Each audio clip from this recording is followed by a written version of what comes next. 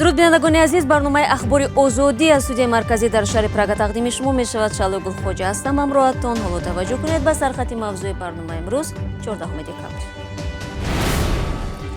сохтмонҳо бекоргар мондаанд. Русия мехоҳад барои вуруди муҳоҷирони сохтмончии сабуки бидиҳад пешниҳод ба ҳукумат ирсол шудааст. се марди миёнасол пайваста духтари ноболиғро таҷовуз карданд, вале танҳо як нафари онҳо ба ҷавобгарӣ кашида шуд. ҷабрдида мехоҳад худкушӣ кунад. соли моҳӣ дар Тоҷикистон моҳидорони хатлонӣ мегӯянд имсол гӯшти моҳӣ дар кишвар зиёд мешавад. марҳамат омда аксари кӯл ба нақди 25-28 томонӣ моҳиро харидорӣ намоянд. вазорати сохтмон ва хадамоти коммуналии Русия аз ҳукумати ин кишвар хостааст вуруди муҳоҷиронро барои кор дар сохтмонҳо сабуктар кунад. Ин пешниҳод барои баррасӣ ба ҳукумат фиристода шудааст. дар ин санад омадааст вуруди шаҳрвандони хориҷӣ барои кор дар сохтмонҳо танҳо ба корхонаҳое иҷоза дода мешаванд ки риояи меъёрҳои беҳдоштиро таъмин карда метавонанд. интизор меравад мақомот шумораи коргарони зарурӣ барои иншооти мушаххасро таъин кунанд. вазорати сохтмони Русия гуфтааст то 1 декабр имсол дар 5 минтақаи Русия нирӯи корӣ дар сохтмонҳо намерасанд ва онро ба манъи вуруди муҳоҷирони корӣ рабт дод. хабаргузории ТАСС навишт пеш аз ҳама камбуди коргарон аз Тоҷикистон, Ӯзбекистон ва Украина ба мушоҳида мерасад.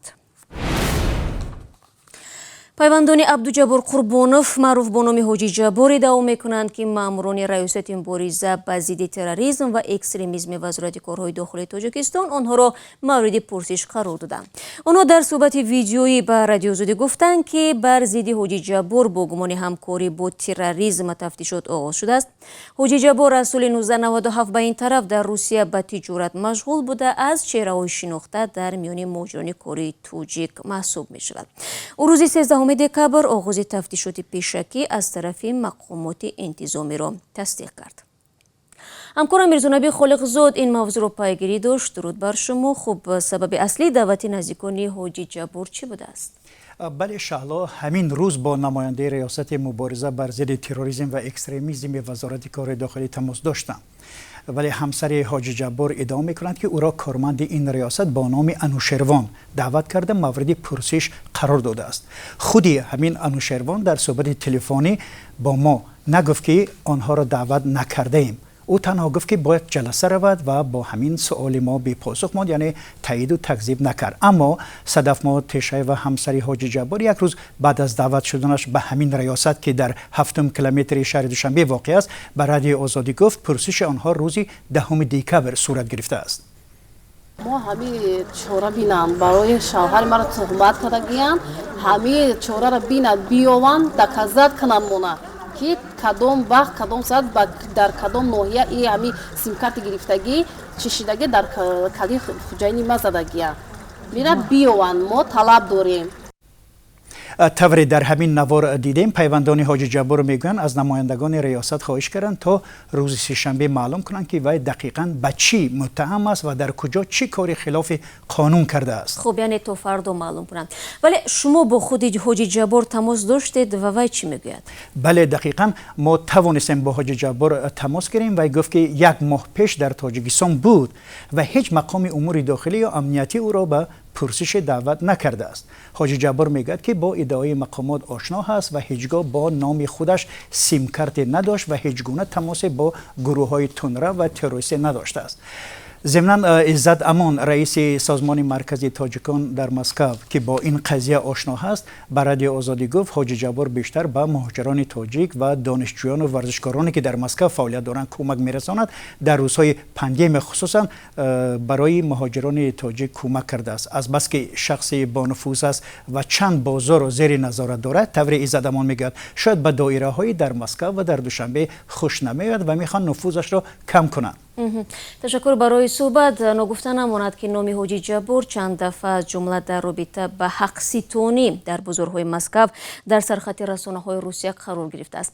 айни замон хадамоти матбуоти президенти Тоҷикистон соли гузашта ӯро соҳибкори ватанӣ муаррифӣ кард ки дар деҳаи олисомони ноҳияи рӯдакӣ мактаб сохтааст.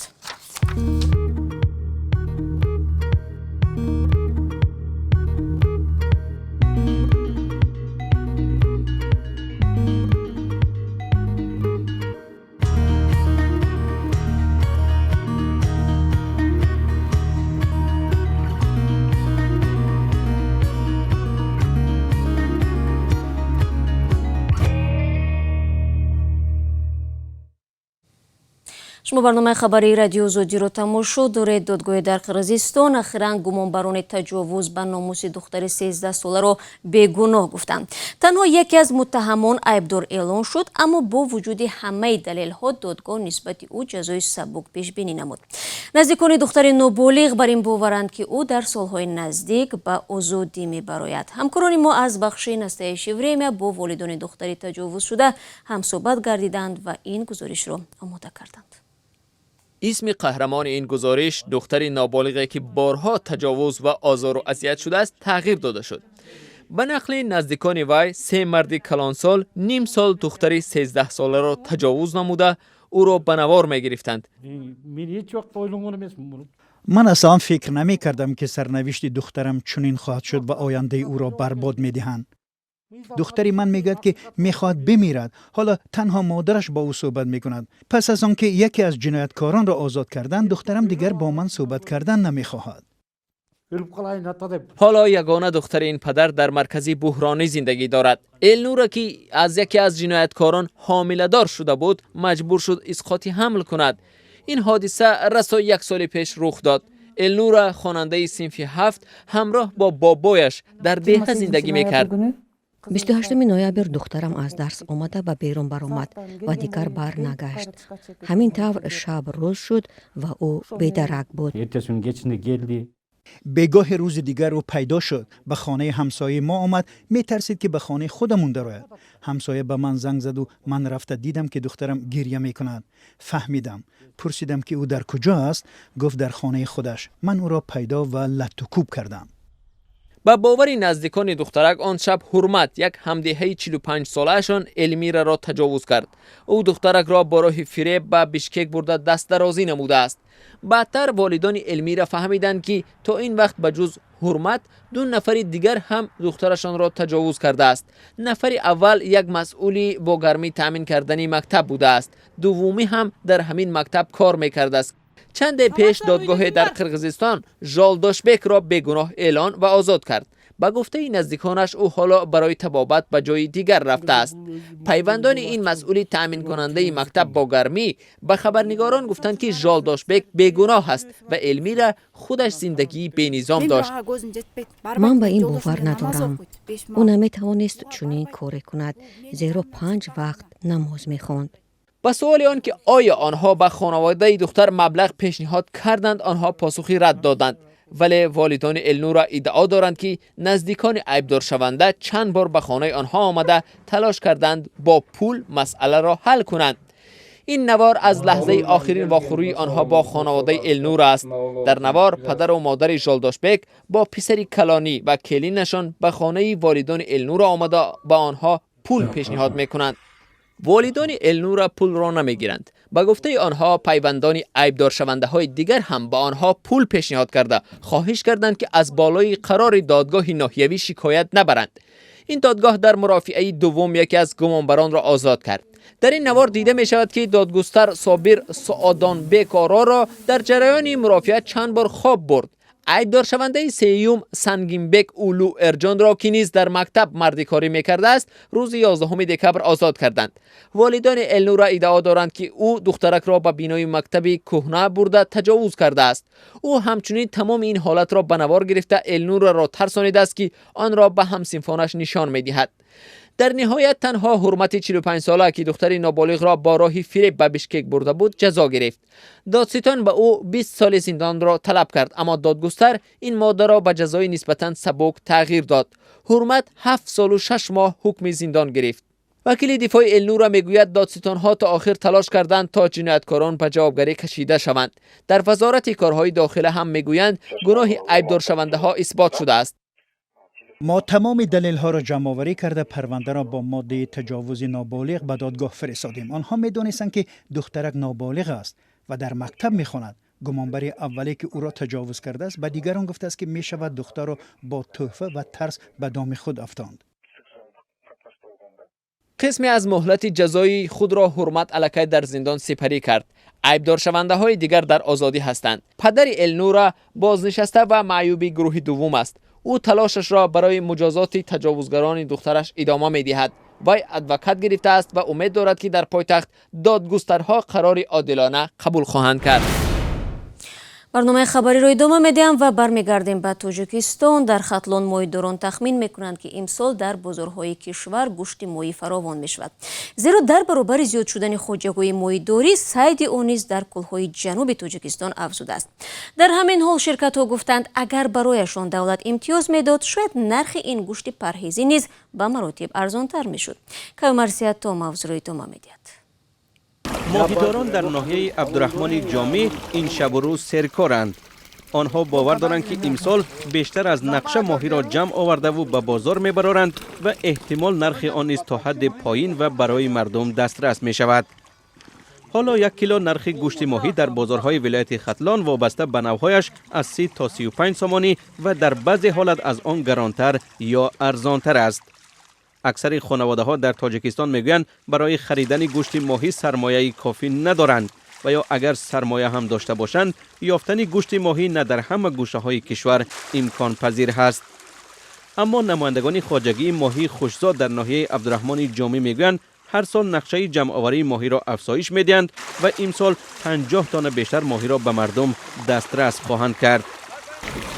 48 کارگر مامگی هر یک کلده با هر یک برگاد خودش با خطیخشه ما با دیگر کلده هم هسته جمعگیر کردیم سیزان جمعگیری. سالهای آخر در ولایت خطلان دهها خواجگی ماهی پروری پیدا شدند. آنها از افزایش نوهای زغار ماهی و سفید ماهی صحبت میکنند. در ناحیه عبدالرحمن جامی گفتند که امسال جمع آوری 800 تن ماهی را در نظر داشتند ولی تا آخر سال آن را تا 1000 تن خواهند رساند. 650 تن باید جمع آوری شود. نسبت به سال دیگه 50 تن کوشش میکنیم که زیاد کنیم شود. اگر ماهیداران از یک طرف برای جمع آوری بیشتری ماهی خرسندند، از سوی دیگر نگرانند که چگونه آنها را میفروشند. یک مسئول ریاست کشاورزی ناحیه عبدالرحمن جامی گفت آنها پیشتر ماهی ها را به خارج صادرات میکردند ولی امسال پاندمی کرونا ویروس راهشان را به بیرون بسته است. با سببی که استحصال ماهی زیاد شد نرخ نوا در بازارهای ناحیه سال تا سال ارزان شده است. سال گذشته همین شب و روز یا سالهای پیشین نرخ 1 کیلوگرم ماهی 80 سومان زیاد بود. خاص میتوانند مرحمت آمده از سر کل به نرخ 25 28 تومانی ماهی را خریداری نمایند. مالکان خواجگی های ماهیداری میگویند افزایش ماهی ممکن است به پایین رفتن نرخ آن در داخل سبب شود ولی بر فایده آنها نخواهد بود، چون به قول آنها خوراک ماهی گران است و کارگران برای نگاه و بین و جمع آوری آن باید معاش بگیرند.